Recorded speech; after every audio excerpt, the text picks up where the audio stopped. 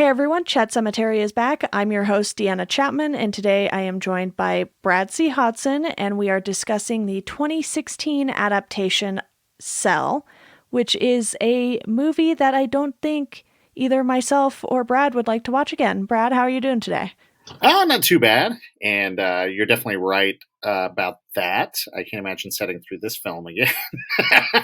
But thanks for having me on to talk about why. Yeah, of course. And full disclosure here, we're recording this one a few months in advance, specifically because I did not want to have to rewatch it down the line.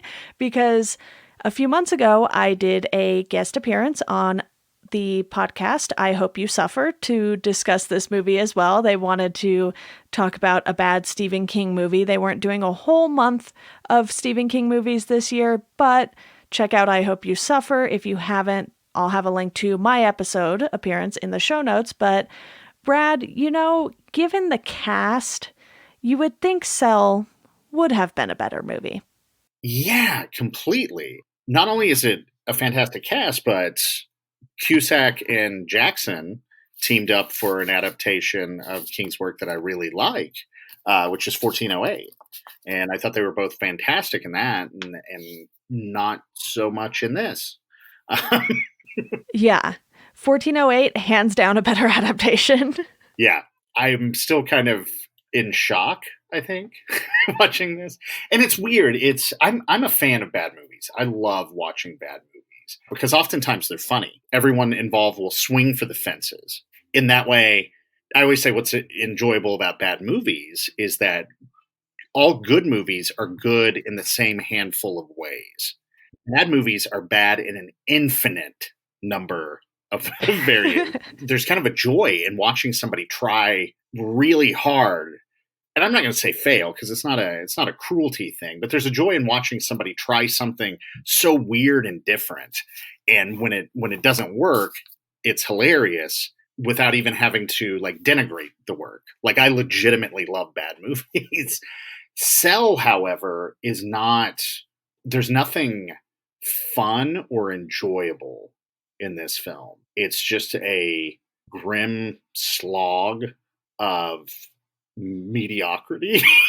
Like, I hate to be cruel, but I really feel like there was I don't feel that anyone involved behind the scenes was actually passionate about doing the project. I'll say that. That's probably the most apt feeling I had walking away from it. Right, and this was directed by Todd Williams. You have John Cusack as Clay, Samuel L. Jackson as Tom, and there are two major characters along with Isabel Furman as Alice, Owen Teague as Jordan. You even have a Stacy Keach appearance, and he's playing the headmaster. And based on the book, which albeit wasn't my favorite story of King's either. So I kind of went into this being like, well, I didn't really care for the book that much. And there were a lot of strange things that he did in the book. But one thing I want to give the book credit for is that it kind of makes you care about these characters, whereas I don't feel like the movie really hit you with that same kind of emotion, I actually missed the entire scene where Alice died, and I was like, wait, where'd she go? And I had to go back, and I was like, oh, but you didn't really feel all that much about that scene. Yeah, okay, so that makes me feel a lot better because I missed it too. and I had a moment where I was like, oh man, I'm going to be on this podcast, and I let myself get distracted. I wasn't paying attention to this movie, but now I feel a lot better about missing that scene because it was just kind of like you're in the scene and things are happening, and then it's like, wait, she died? What? Yeah, exactly. I haven't read the book. It's one that I always wanted to read and never got around to. And so when I first heard that they were making an adaptation, I was like, oh, great. Well, when that comes out, I'll have to read the book and then check out the movie. And then the adaptation just kind of went to development hell. I think I first remember hearing about it around 2006. Eli Roth was going to direct it. Which is when the book came out, if I'm not mistaken. It was the book in 2006, and then this didn't end up coming out until 2016. Yeah, and apparently there was a lot of the reason Roth dropped off the project is the studio wanted to do something very different with it, and he was just like, "Well, fine, that's not the movie I want to make." I don't know what those ideas were or how much made it into the finished product, but again, it was 10 years later when the movie came out, and came out unceremoniously. Yeah. I think it went straight to streaming, didn't it? In 2016. It might have had a very limited theatrical release. I'm not 100% sure on that, but it came out a year after this, and I had no recollection of this coming out. Granted, I hadn't started this podcast yet. I hadn't really started diving into King in the same way that I did for this podcast, but I had seen The Shining, I had seen Carrie, I had seen a lot of the big movies, and I knew that it was coming out, and to have this just totally fly under the radar was very odd. Granted, it's not one of King's most well-known stories or books, and you would just think, given the cast, it would be, something that's on the radar a little more. Given the cast, given the fact that it's a twist on zombies, which especially in 2016, like zombies were huge. Yeah, there was just so much. It was obvious that nobody really had any faith in the project. Yeah, and it did go to VOD June 10th, 2016, and then there had been a very, very limited theatrical release in July, and it made a whole $1 million at the box office. Yeah, it's probably more than it deserved. I hate to be mean. Like, being involved in the film industry, I know the ridiculous amount of just backbreaking work that goes into even the worst movie. And nobody sets out to make a bad movie. No, of course not. Never anyone's intention. Like I said, I don't feel that anyone involved in this cared, had any passion about it. You don't feel any moments where someone's really trying to do anything with the work. It felt like from top to bottom, directors, actors, everyone involved, it was just a paycheck. When you can feel that in a movie, then it's really gone south. And especially, again, you're talking the cast, 2016, Sam Jackson, who's, the one of the cornerstones of the Marvel Cinematic Universe, the highest grossing franchise of all time. That movie should have been everywhere. Even if, the reviews ended up bad and it flopped, like there still should have been a big advertising push, big promotional push. Yeah, you could just tell that even the studio people had zero faith in this film. Which is crazy because you would think that Samuel L. Jackson and John Cusack alone would be able to propel a movie forward, even if, like you said, it is bad. You would think it would still get butts in the seats at the theaters at this time. Yeah, I think there were a combination of things. One, the look of the film, it was a very ugly looking movie. It did not feel like a cinematic experience. It didn't feel like nothing about the look of the film looked the way that a movie with John Cusack and Sam Jackson should be in. It looked very much like a low budget independent feature shot by kids in their 20s in Pittsburgh on summer break. It looks like a movie I would make, not knowing anything. Yeah, it's like, and maybe that's a part of it too. I wasn't really thinking about this while watching it, but reflecting back on it, that cheapness, I wonder if there was a big slash in the budget, and maybe that kind of killed everyone's enthusiasm for the project. Because you're talking this big, epic, post-apocalyptic story. I never felt the scope of it. I never felt that this was happening everywhere. I never even felt that this was happening all over the state. I felt that it was just like groups of people, even though they talk about how it's the global apocalypse when it occurs. And I guess, we're kind of talking around it, but for anyone who's not familiar with it, the whole premise is that there's a signal that goes out simultaneously on cell phones across the United States that basically turns people into zombies. They become very similar in the film, at least, to the rage zombies of 28 Days Later.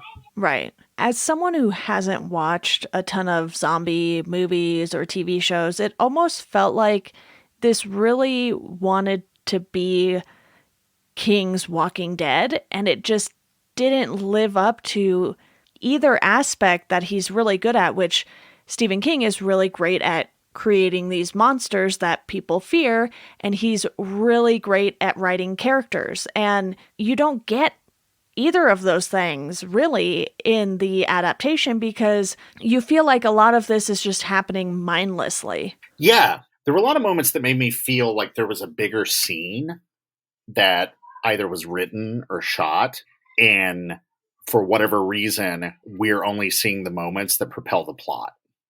And like you said, I think that does a disservice to King. Like King works best in the areas where he can breathe. Yeah, he comes up with scary ideas, and can have great plots and great stories. But even in the books where the ideas end up being a little silly, or the plot's not really engrossing, like the characters always are. And I didn't have a sense of who any of these people were by the end of the movie. Exactly. And even though I didn't like the book all that much, like I said, he at least did something interesting with the characters. Like with Alice, for instance, she has this traumatic thing happen at the beginning of the story, which, there's a lot of differences from the book, but her having to kill her mother is the same. It just happens in a slightly different location and context. But in the book, he dives much deeper into her trauma from having to do that. And here it's just like she kind of exists, but nothing really happens, emotionally with her character. Yeah. And even Cusack, the main character, and I'm sorry, what was his character's name? Clay? Is that right? Yes. So Clay, we meet him, and he's on the phone with his wife or ex-wife. I never quite got the sense if they were separated or divorced. And his kid, when his phone dies, and he has to get back on the phone. So we get this kind of like hint of a character development that, oh, he's, obviously having some kind of family problems, and he's conflicted and yada yada. And then it doesn't really go anywhere. It's almost like that exists solely to set up the plot point later of Yep. where he has to come back to his house and then lead us to the ending. But like, we never deal with what that means for him. How does the guilt or the shame or any kind of emotion, like we never deal with it. And then when we get to his apartment and find out that he draws a graphic novel that I think he also writes, it's just such like a quick throwaway thing. He's got all these drawings up on the wall, and Sam Jackson's like, "What are these?" And he's like, "Oh, I do a graphic novel." And then it just cuts to the next scene. And again, it felt like such a throwaway thing that I was like, "Oh, that's just his job, right?" But then it Right. becomes like a huge point later in the movie that he did that. And it's like, well, why didn't we get to learn a little bit about the graphic novel while we're looking at the freaking graphic novel? Yeah, obviously in the book you can't visually see those things, but there was like a whole sort of thing at the beginning there where there was more about him getting a deal for his graphic novel, which is basically mentioned in passing, I think, on the phone with his wife, who I do think they are at least separated, but it was hard to tell if they were divorced or not, like you said. And it was just mentioned in passing, whereas that is such a big part of him. Yeah, and it's mentioned in such a weird way in passing Yeah, that I didn't even realize that's what he did. I thought he was like a software developer. The way he's talking about it, he says something like, "Oh yeah, I got this, I landed it. I landed this great gig," and then he mentions algorithms or something, and I was like, "Oh, I guess he's a software developer." yeah, Like, having not read the book, I had no clue who this guy was. And then the same thing happens again when we meet Sam Jackson. He drives a train for a living. That is the only thing I know about him by the end of the movie. yeah. That was all I got out of it, pretty much, too, which is unfortunate because this movie could have been so much more interesting with, a little more effort put into the character work. Yeah. And then meanwhile, while we're following these kind of surfacey characters that we don't learn anything about, we're heading through this bleak autumn landscape of some kind of industrial city. Like when we open, we're at an airport, but then suddenly it looks like we're in like, I don't know, downtown Gary, Indiana for the rest of the movie. And everything's just brick and concrete and dead trees. which you could still do something with, but there's just nothing visually interesting while we're following these characters that we don't care about. And so it's really hard to engage with the film in any way. Yeah, this was one where I had it on and I kept not wanting to watch it, to be honest.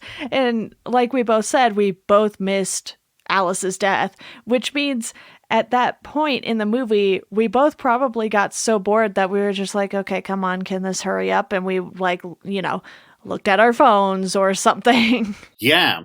And also during scenes like that, I kept thinking I had a problem with my television and was messing with my brightness.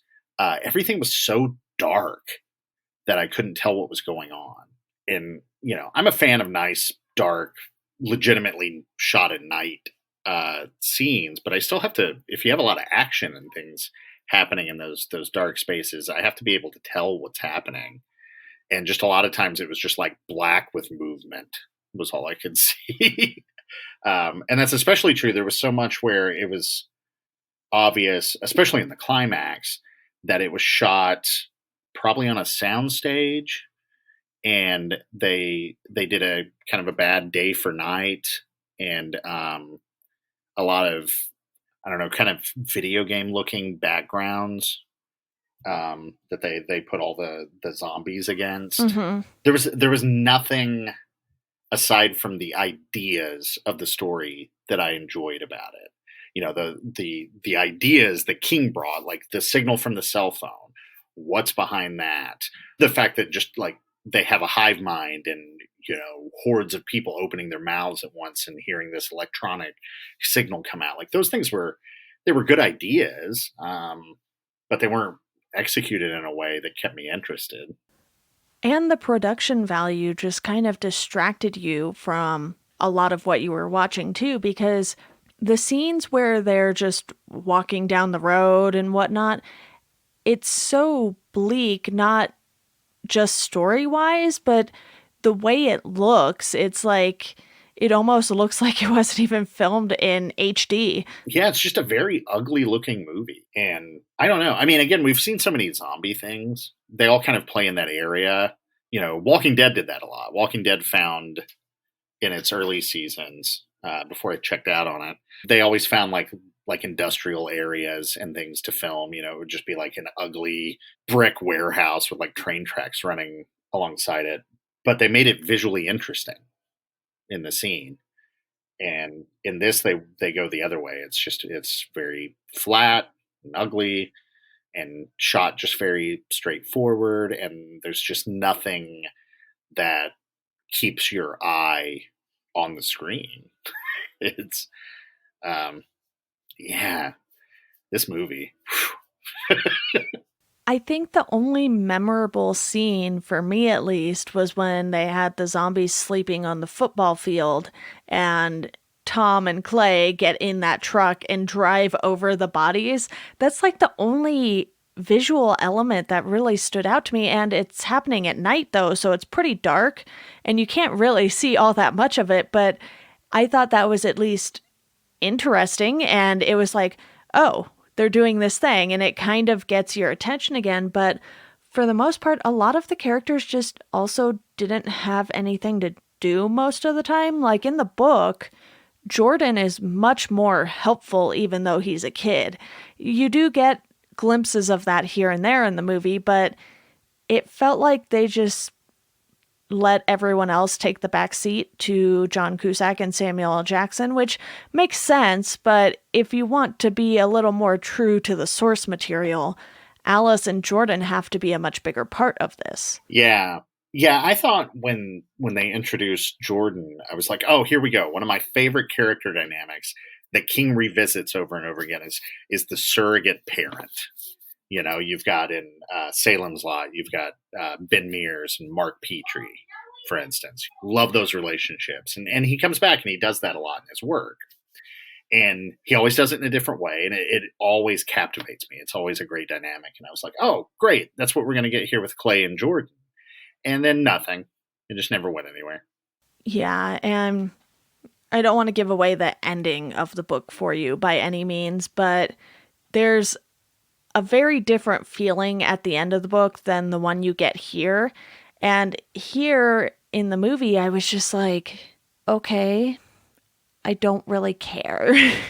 Yeah, and it was an interesting idea. Spoiler alert. Clay's trying to find his son, who's gone to this place that is supposed to be a safe place, but everyone else thinks is probably a trap by whatever is behind the signal, to get people who aren't infected to go there. And so Clay's going to go anyway. So he drives this truck full of C4 out and pulls up, and there's just hordes and hordes of zombies just circling this cell phone tower in the middle of nowhere. And his son's there, and he comes up and he sees his son and he hugs his son, and then he hits the button on the cell phone he has with him, and it blows up the van of C4 and blows up the tower. And then it cuts to him and his son walking along a trail trying to meet back up with the other survivors, and his son's fine. Except that's actually going on in his head, because he's now been infected by the signal and is just walking around in a circle with the other zombies around the tower. And that could have been a very, very interesting ending. You know, there's a way that I think you could do that twist where you spend a little bit of time and you're like, oh, we had a happy ending, and then it's like, no, you pull the rug out from under everyone. It was in his head. He's infected, and the idea that like everybody who's infected has something similar going on in their heads, and just this kind of, it almost becomes like, it could become like almost like a Matrix type moment, where it's like, oh gosh, what is reality if everybody's living in their heads, et cetera, and really yank that out from under you, or make it ambiguous, like, is this really happening, or did he get infected? Like, there's a lot of interesting ways you can do it, and they blow through it so fast and so surfacey that by the time you get to the credits, you're like, well, what the hell did I even sit through the movie for if that was the ending? Yeah. And it felt really long, too. Yeah, it was only an hour and 20-minute movie, I think, and it feels like you're watching a 3-hour film. Which is not good. Not at all. Especially, again, just how ugly the film is. It's like, I feel like I'm sitting here all day just looking at all this ugliness. I think it was actually a little over an hour and a half, maybe closer to an hour 40, which explains why it felt even longer. Yeah. Because, I watched this roughly a week or two ago, and I'm sitting here and I'm like, what happened? Yeah. And, I didn't read a lot on the development of the movie before I went into it, because I just kind of wanted to go in fresh. And I knew the critics had panned it, and I was like, all right, I don't want to taint my perception by reading too much. But one thing I did come across is that Stephen King wrote the ending, because he said he felt a lot of people didn't like the ending in the book. He's credited as one of the screenwriters, but I wonder how much involvement he actually had, and at what point he wrote that. It feels to me like there was probably a script that King was involved in when Eli Roth was developing the film. And when that fell apart, they rewrote the script and, just kind of changed a lot about what they were doing on the film. And I could be completely wrong, but it doesn't feel like King's involvement continued. And maybe they took an element here or there that he had brought to the script, but none of it, even his worst made-for-TV movies, you couldn't feel any of the King in this script. I can't imagine a lot of what he did made it onto the screen. When I saw that he was credited with the screenplay, and obviously, he wasn't the only one credited with the screenplay, but I was just like, this did not turn out how I expected it to, given that he wrote it, or at least some of it. And it may have been a case, too.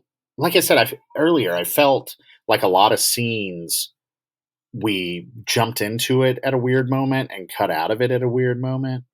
So it may be that there's actually a really good screenplay behind this movie, and that it was just directed so flatly and then edited to hell, that we're left with just having to guess about that. Because I think that's one of the things that makes it a not enjoyable bad movie, is the fact that there's no particular problem with the screenplay aside from the character elements that we talked about, but like there's no hokey dialogue. There's no ridiculously stupid turn in the middle. There's no moment that makes you set up and go, what? And laugh at it. There's no maximum overdrive element to this movie. Yeah.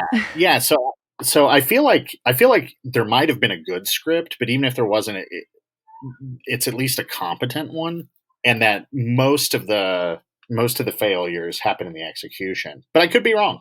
Maybe this is exactly how the script was written, and there's zero character development in the script. I can't imagine that. I can't imagine how anyone would read something of King to adapt and neglect the character development, especially when the plot itself is so simple. It's not like there's a lot of complex plotting that you need to get to. It's just move from point A to point B and get attacked by zombies and run, and then move from point C to D and then get attacked by zombies and run. It's basically the whole movie. Seeing this adaptation makes me very worried about The Long Walk. Yeah, the one thing with that though is, I don't know, have you watched a lot of Edgar Wright films? I have seen a few, but I wouldn't say I know a bunch of his work super well. Yeah, I think Edgar Wright's a really talented filmmaker, and he's probably most people listening to this would probably have seen Shaun of the Dead. But he did that whole trilogy of movies. Hot Fuzz is my favorite in there. With Simon Pegg and Nick Frost, and then he did Baby Driver. That I have seen, yes. And Ant-Man, because Yeah, I watch all of the superhero movies. yeah, very key on Ant-Man, and I never saw Scott Pilgrim versus the World, but I know everybody I know seems to love that movie. So I think he at least, and Edgar Wright he has like a style. He brings like some energy, and so even if The Long Walk's not great, it will at least feel like a movie. That's always a plus. Yeah, compared to this, which doesn't.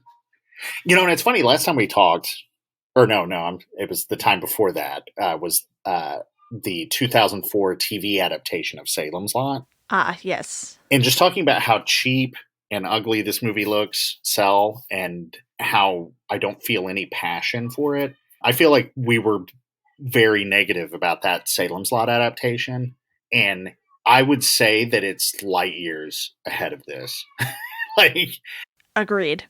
that they probably had less money for Salem's Lot, and there's all the problems that we had talked about, but I at least felt like the people involved in that movie cared. They were trying to make a good movie, and I just do not get that with Cell. I agree. And I don't have a ton to say about this movie because not a whole lot happens. And that is very unfortunate. But, Brad, do you have anything else before we wrap up here? No, not really. It is unfortunate. I feel like we just kind of retreaded the same ground over and over, but there's nothing to talk about. Like I said, it's bad. And the fact that we haven't even mentioned Denise and Ray tells you Oh yeah, how yeah. how little of an impact they have, even though, Ray goes and blows himself up. And it's just like, oh, okay, he went crazy. And that's kind of where they leave that at. And yeah, a lot of this just did not work for me. I didn't even know Denise's name until you just said it. I So hope it that was should. Denise. That's what it was in the book.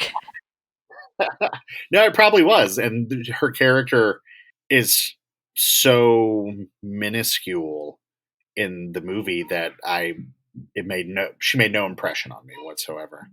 And that's kind of the movie as a whole. I think that kind of sums it up. Is it's bad in the most mediocre of ways. Yep, it's a bad movie, not a bad fun movie. Yeah, and yeah, it makes me want to watch Maximum Overdrive. Yeah, which is wild to say. Yeah, This movie was so bad, we would rather watch a different bad movie. yeah, or Rose Red or something. Well, to quickly wrap up with ratings here, I gave this a 1 out of 5, which kind of seemed generous now that I think about it. Yeah, yeah, I would too, and I almost never do that. Even movies I usually dislike, Yeah. there's something that makes me be like, well, it's 2 stars. Same. I liked this one scene, or I appreciate what they were trying to do, but yeah, just nothing here. Yeah, this is about an hour and a half of our life that we will never get back. I am so sorry. Well, at least my curiosity was satisfied. I'd been wondering about this movie, and now I know. See, I at least read the book first, and knowing that I didn't care for the book as much, but I still knew what could be accomplished with an adaptation having read it, I feel like you have the opposite viewpoint now to where you're going from something that's so bad, you can only imagine the book's better.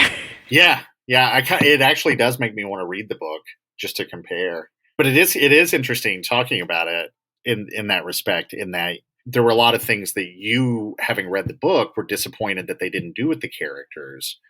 And to me, coming in fresh and just feeling like the characters were nothing on the Yeah. screen, it's like, oh, well, that makes sense that they existed in a better form in the book. But Yeah. but like I had no context for anything in the movie. I think that's why I kept being confused. Like I said, I thought that character was a software developer until they got to his apartment and saw his drawings. It's just, yeah. Yeah. It's definitely a don't watch this unless you really want to complete every Stephen King adaptation, which even I haven't done. I gave up on the Children of the Corn movies after the third one. Yeah. I can't blame you for that. I think you made it better than I did. I feel like most people don't, so that's why I let it slide. I was like, you know what? Maybe one day I will circle back to them, but I don't know anyone who has watched all 11 of them, I believe there are now. But 11 of them? yeah, it's so many. Now I kind of feel like I have to watch them just as a challenge. Well, if anyone is going to take on that challenge, please let me know because I would like to be entertained by that. And, Cell, not one I think either of us would recommend, but we watched it. It is done. It is over with. I have somehow done 2 podcasts on it now, and I think I'm good. You can never talk about Cell again the rest of your life and be fine. Perfect. Until someone redoes it in 20 years. Yeah. Well, Brad, thank you so much. And you will definitely be back on. I know we have some Patreon exclusive episodes that you'll be doing as well. So thank you again. And I'm sorry. Oh, no sweat. I always have fun at least talking about these things, even if they're not fun to watch. Same. All right, that does it for this episode of Chat Sematary. You can support the podcast on Patreon for $1 a month. You'll get a thank you on the show. For $2 a month, I will send you a Chat Sematary sticker. And if you want to follow us on social media, you can do so at Chat Sematary on Twitter, Instagram, and Facebook. You could also rate and review the show. That's a huge help. And as always, thank you for listening, and we hope you enjoy the rest of your day.